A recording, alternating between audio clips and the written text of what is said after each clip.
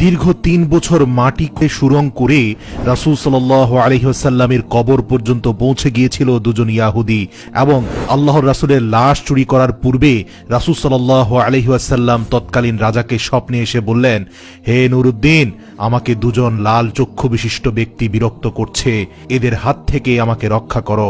প্রিয় দর্শক, হিজরির ৫৫৭ সালে ইয়াহুদিরা চক্রান্ত করে রাসূল সাল্লাল্লাহু আলাইহি ওয়াসাল্লামের লাশ চুরি করতে নিয়েছিল মদিনা থেকে।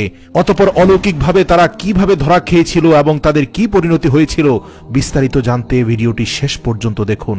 ৫৫৭ হিজরিতে তৎকালীন সুলতান নুরুদ্দিন জঙ্গি রহমতুল্লাহ আলাইহি তাহাজ্জুদ নামাজ পড়ে নামাজের বিছানায় ঘুমিয়ে পড়েছিলেন। এমতো অবস্থায় হঠাৎ তিনি স্বপ্ন দেখলেন রাসূল সাল্লাল্লাহু আলাইহি ওয়াসাল্লাম তার ঘরে উপস্থিত, এবং আল্লাহর রাসূল কোনো ভূমিকা ছাড়াই দুইজন নীল চক্ষু বিশিষ্ট লোকের দিকে ইঙ্গিত করে বললেন, ইয়া নুরুদ্দিন, এরা আমাকে বিরক্ত করছে, এই দুজনের থেকে আমাকে মুক্ত করো। এই ভয়াবহ স্বপ্ন দেখে নুরুদ্দিন জঙ্গি রহমাতুল্লাহ আলাই অত্যন্ত ভীত সন্ত্রস্ত হয়ে ঘুম থেকে জাগ্রত হলেন এবং কিংকর্তব্য বিমূঢ় হয়ে গেলেন। ভাবলেন এটি হয়তো কোনো দুঃস্বপ্ন। তাৎক্ষণিক তার মাথায় বিভিন্ন প্রকার চিন্তা ঘুরপাক খেতে লাগলো। তিনি ভাবলেন, আল্লাহর রাসূল সাল্লাল্লাহু আলাইহি ওয়াসাল্লাম তো এখন কবরের জীবনে, তার সাথে অভিশপ্ত ইয়াহুদিরা এমন কি ষড়যন্ত্র করতে পারে? অতঃপর একই স্বপ্ন তিনি বেশ কয়েকবার দেখলেন। কাল বিলম্ব না করে ১৬,০০০ অশ্বারোহী সৈন্য নিয়ে তিনি মদিনার দিকে রওনা দিলেন। সেই দুজন ভয়ঙ্কর নীলচক্ষু বিশিষ্ট ব্যক্তিকে মদিনার অলিতে গলিতে খুঁজতে লাগলেন, কিন্তু তার সৈন্য বাহিনী দীর্ঘ ২ সপ্তাহ ধরে খোঁজার পরেও মদিনাতে সেই দুজন ব্যক্তিকে খুঁজে পেল না, যাদের ব্যাপারে আল্লাহর রাসূল সতর্ক করেছেন। এরপর ১৭তম দিনে তিনি মদিনার চারপাশ সৈন্যবাহিনী দ্বারা ঘেরাও করে ফেললেন এবং আদেশ জারি করে দিলেন, যারা মদিনার বাইরে আছে তারা ভিতরে আসতে পারবে, কিন্তু মদিনা থেকে কোনো লোক বাইরে যেতে পারবে না। নুরুদ্দিন জঙ্গি রহমাতুল্লাহ আলাই জুমার খুতবা প্রদান করলেন, ঘোষণা দিলেন, আমি মদিনার মানুষকে দাওয়াত দিয়ে একবেলা খাওয়াতে চাই। আমার অভিলাষ সকলেই যেন এই দাওয়াতে অংশগ্রহণ করে। এটি সুলতানের আদেশ। সুলতান মদিনাবাসীকে আপ্যায়নের জন্য বিশাল আয়োজন করলেন। নির্ধারিত সময়ে খাওয়া দাওয়া শুরু হলো এবং তৃপ্তি সহকারে মদিনার অলিগলির সকল মানুষ এসে খেলেন, কিন্তু সেই দুজন ব্যক্তিকে খুঁজে পাওয়া গেল না। এরপর তিনি বিশ্বস্ত বেশ কয়েকজনকে জিজ্ঞেস করলেন, আচ্ছা, আর কেউ কি অবশিষ্ট আছে যারা এখনো আমার আতিথেয়তা গ্রহণ করেনি? এই শুনে লক্ষাধিক জনতার মধ্যে এক ব্যক্তি হঠাৎ করে বলে উঠলেন, হুজুর, আমার জানা মতে সম্ভবত ২ জন লোক এখনো বাকি আছে যারা আল্লাহওয়ালা বুজুর্গ মানুষ।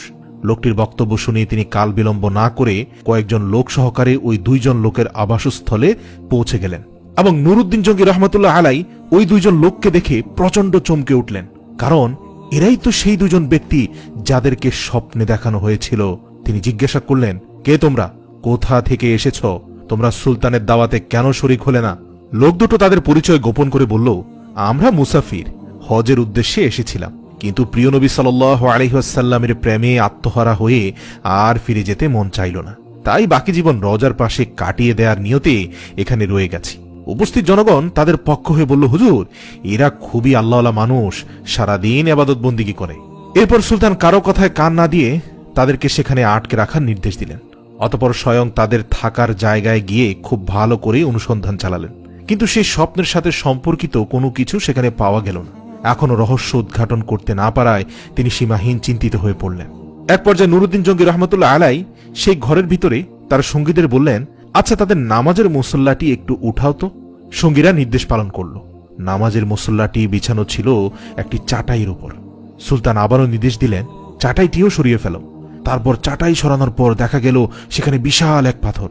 সুলতানের নির্দেশে সেই পাথরটিও সরানো হলো। এবার পাওয়া গেল একটি বিশাল সুড়ঙ্গ পথ, যা ধীরে ধীরে নবীজির রওজা মোবারক পর্যন্ত মাটির নিচ দিয়ে পৌঁছে গেছে। এই দৃশ্য অবলোকন করা মাত্র নুরুদ্দিন জঙ্গি বিজলির ন্যায় চমকে উঠলেন। অতঃপর লোক দুটোকে লক্ষ্য করে ক্ষিপ্ত সিংহের ন্যায় ঝাঁঝালো কণ্ঠে গর্জন করে বললেন, তোমরা সত্যি কথা খুলে বলো, নইলে এক্ষুনি তোমাদের মাথা থেকে গর্দান সরিয়ে দেব। বলো তোমরা কে? তোমাদের আসল পরিচয় কি? কেন এখানে এসেছ? সুলতানের কথায় তারা অত্যন্ত ঘাবড়ে গেল। কঠিন বিপদ সামনে দেখে তারা আসল পরিচয় প্রকাশ করল এবং বলল, আমরা ইয়াহুদি। ইয়াহুদিদের আস্তানা মুসল শহর থেকে আমাদেরকে প্রশিক্ষণ দিয়ে এখানে পাঠানো হয়েছে, যাতে রাসূল সাল্লাল্লাহু আলাইহি সাল্লামের লাশ চুরি করে নিয়ে যেতে পারি এবং তা যেন ইউরোপীয় ইয়াহুদিদের হাতে হস্তান্তর করি। এই কাজে সফল হলে তারা আমাদেরকে আরো ধন সম্পদ দিবে বলে প্রতিশ্রুতি দিয়েছে। সুলতান বললেন, তোমরা তোমাদের পরিকল্পনা বাস্তবায়নের জন্য কি পদ্ধতি অবলম্বন করেছিলে, কিভাবে তোমরা কাজ করতে? তারা বলল, আমাদের নিয়মিত কাজ ছিল রাত গভীর হলে অল্প পরিমাণ সুড়ঙ্গ খনন করা এবং সাথে ওই মাটিগুলো চামড়ার মজকে ভর্তি করে অতি সন্তর্পণে মদিনার বাইরে ফেলে আসা।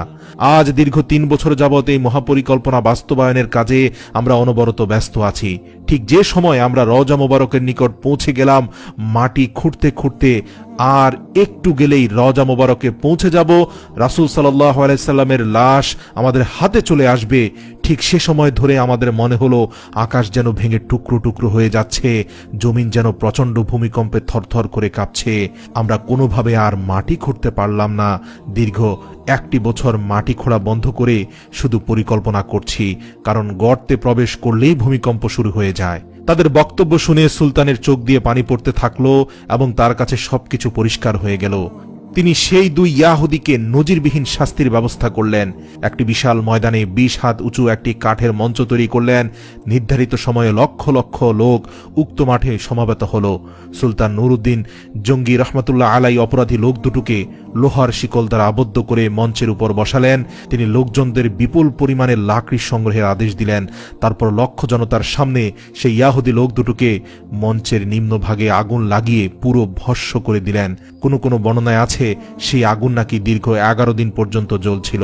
অতঃপর বিপুল পরিমাণ অর্থ ব্যয় করে 1000 মণ সীসা গলিয়ে রাসূল সাল্লাল্লাহু আলাইহি ওয়াসাল্লামের রওজা শরীফের চারপাশে মজবুত প্রাচীর নির্মাণ করে দেন, যেন ভবিষ্যতে আর কোনো ইয়াহুদী চক্রান্ত করে নবীজির লাশ চুরি করার দুঃসাহস না দেখাতে পারে।